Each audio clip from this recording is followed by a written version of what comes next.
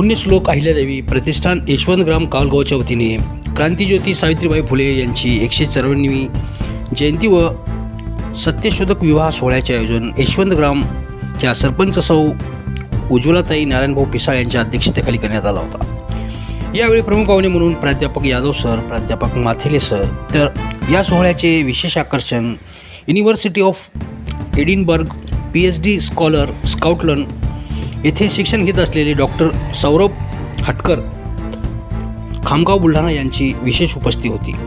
तर कृषी उत्पन्न बाजार समिती सभापती बालाजी खैरे, अशोक बोखारे, बालाजी देसाई, बालाजी वैद्य, जगन्नाथ रेनगडे, कैलास वाघ, छपू पाटील लोखंडे, ज्ञानोबा वंजे, शिवसाम देशमुख, पांडुरंग वंजे, सुंदर धवन, माधव धवन, देवीदास धवन, गुलाबचंद्र रोडा, नितीन धूत, आनंद बनसोडे, ग्रामसेविका जंगिलवाड मॅडम सह आदींची उपस्थिती होती। तर याच कार्यक्रमात कावलगाव येथील आट्यापाट्या संघाच्या खेळाडूंची राज्यस्तरीय पातळीवर निवड झाल्याबद्दल त्यांचा गौरव करण्यात आला।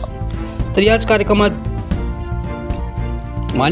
मानिका जयराम पिसाळ यांची कन्या शिवानी हिचा विवाह विठ्ठलरामजी साखरे राहणार कामठा तालुका अर्धापूर यांचे चिरंजीव देवराव यांच्या सोबत सत्यशोधक पद्धतीने लावण्यात आला। या विवाह सोहळ्यात धान्याची उधळण न करता फुलांची उधळण करत अंधश्रद्धेला फाटा देण्यात आला। सत्यशोधक समाजरत्न मारुतराव नारायण पिसाळ यांनी दूरगामी केलेला विचार आजही जिवंत ठेवण्याचे काम त्यांचे पुत्र नारायणभाऊ पिसाळ करत असल्याची आज पाहाव्यास मिळाले। 8 ते 10 हजार लोकांच्या उपस्थित हा सत्यशोधक विवाह सोहळा मोठ्या दिमाखात पार पडला। या सोहळ्याच्या यशस्वीतेसाठी उत्तम Pisal, Gunaji Raut, Rambhau Pisal, Balasaheb Pisal, Bali Pisal, Ramsar Pisal, Gajanan Pisal, Hanumant Pisal, Ramappa Pisal, Baburao Deshmukh, Pandurang Petkar, Maruti Nana Pisal, Nanabhau Vanje, Kondiba Sontakke, advocate Jyotiba Pisal, LR sir, Munjaji Bande, Rajaram Pisal, नारायणभाऊ Pisal, Pandurang Pisal, Vitthal Bhumre, Dadarao Pisal, Vitthal पातळे, Gangadhar Pisal, Subhash Pisal समस्त गावकऱ्यांनी परिश्रम घेतले। अतिशय उत्साहाच्या वातावरणात हा विवाह सोहळा संपन्न झाला।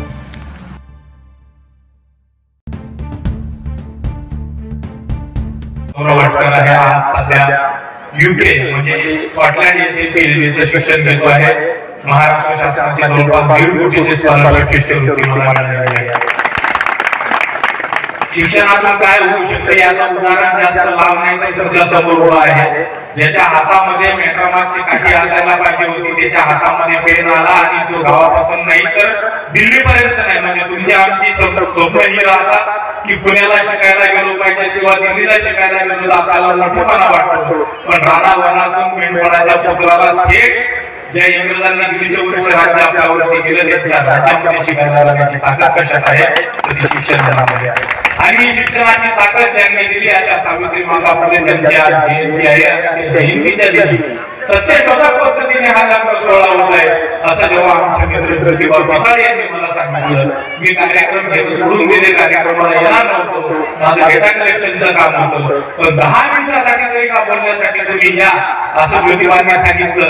माझ्या मनामध्ये किंवा आमच्या बाकीच्यांच्या मनांमध्ये परभणी हा शब्द आला की जगात जर्मनी आणि भारतात परभणी असा विचार येतो, पण ज्यावेळेस ज्योतिबांनी सांगितलं की त्यांचे आजोबा सत्यशोधक मारुतराव पिसाळ यांनी ज्योतिबा फुलेंचा, महात्मा सावित्रीबाई फुलेंचा, बाबासाहेबांच्या विचारांचा वारसा पुढे नेला आणि त्या वारशातून हे लग्न आणि हा सामूहिक विवाह सोहळा इथं होत असतो, त्यावेळेस माझ्या डोळ्यासमोर जगात जर्मनी भारतात परभणी आलं नाही तर मारुतराव पिसाळ नावाच्या संकल्पनेतला प्रबोधनात्मक परभणी नावाचा शब्द समोर आला आणि तो वारसा या ठिकाणी पाहण्यासाठी शिक्षणातून परिवर्तन होऊ शकते। सावित्रीबाईंनी सांगितलं ज्या समाजाला गावाच्या वस्तीमध्ये राहण्याची परवानगी नव्हती, पिण्याच्या पाण्याची परवानगी नव्हती, संपत्तीचा अधिकार नव्हता, अशा समाजात जन्माला येऊन शाळेच्या बाहेर त्यांना शाळेच्या आतमध्ये बसायची सुद्धा परवानगी नव्हती, अशा समाजात जन्माला येऊन शाळेच्या बाहेर शिकून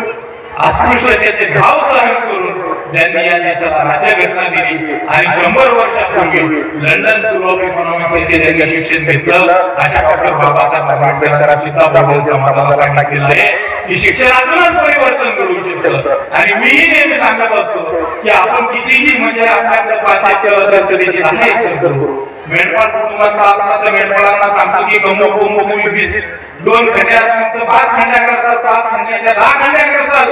पण जेव्हा तहसील ऑफिस मध्ये जासाल तर तहसीलदाराची उंची उंचीवर राहते, तुम्ही त्या ठिकाणी खाली असता.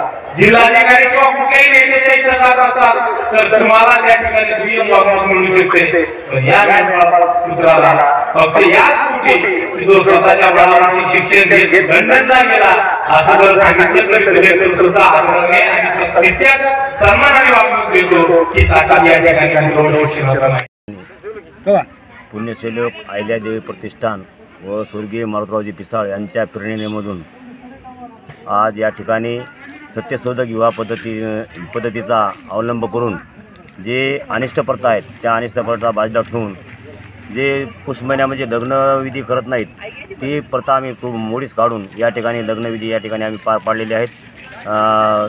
सावित्रीबाई फुले यांच्या जयंतीचं औचित्य साधून या ठिकाणी सर्व गावकऱ्याच्या मंडळीच्या सहकार्यानं हा सत्यशोधक विवाह सोहळा या ठिकाणी अतिशय सुंदररित्या या ठिकाणी संपन्न झाला आणि सर्व गावकरी मंडळी पाहुणे मंडळी सर्वांनी या ठिकाणी अतिशय सुंदर असं सहकार्य केलं.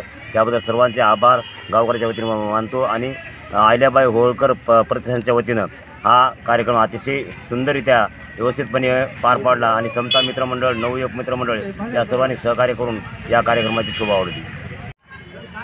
सावित्रीबाई फुले जयंतीच्या निमित्त 194व्या कावळगाव वासियांनी आज सावित्रीबाई फुले जयंतीनिमित्त त्यांचा भरघोस कार्यक्रम घेऊन त्या कार्यक्रमामध्ये एक सामूहिक विवाह सोहळ्याचं लग्न लावण्याचा उपक्रम पार पाडलेला आहे. त्याच पद्धतीनं आमच्या शाळेतील आट्यापट्ट्यामध्ये भाग घेऊन राज्यस्तरीय ज्या विद्यार्थ्याची निवड झाली त्याचासुद्धा सत्कार या कार्यक्रमामध्ये करण्यात आलेला होता. या कार्यक्रमाच्या निमित्त पूर्ण सोरे धायरे जे बी काय गावकरी मंडळी असतील पूर्ण सर्कल मंडळी आमचे प्रमुख पाहुणे असतील त्यांनी येऊन या कार्यक्रमाला चांगल्या प्रकारे हजेरी लावून आमचे कार्यक्रमाची शोभा वाढवली. त्याबद्दल मी कावळगाव ग्रामपंचायत कावळगावच्या सर्व रहिवासीच्या वतीनं सर्व येणाऱ्या पाहुण्याचे आलेल्या पाहुण्याचे व सर्कलमधील पूर्ण प्रमुख पाहुण्याचे हार्दिक अभिनंदन मनापासून यांचं हार्दिक अभिनंदन व्यक्त करतो.